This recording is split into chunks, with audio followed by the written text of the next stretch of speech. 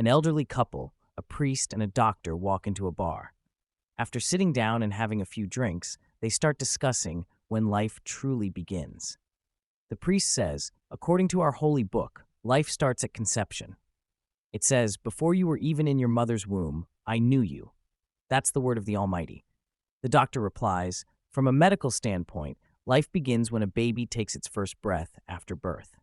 As the debate heats up, the elderly husband finally says, you're both wrong. For us, life truly begins when the kids move out. Let's move on to the next joke. A guy walks into a dental clinic and asks, how much to remove a tooth? $100, replies the dentist. Wow, that's steep. Do you have a cheaper option? Well, $100 is the standard, says the dentist. What if we skip the anesthesia? That would be more painful, but it could be around $75, the dentist responds. How about a dental trainee does it without anesthesia?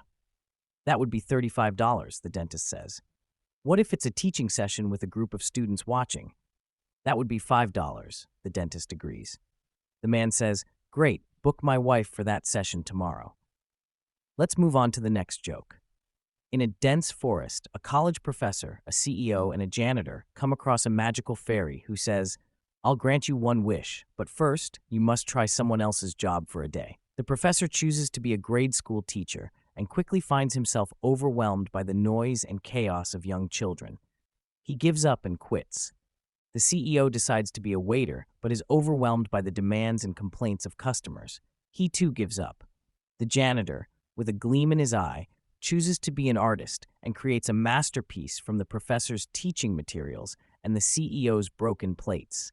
He sells it for $1 billion. The fairy asks, how did you come up with that idea? The janitor replies, I have a master's degree in art.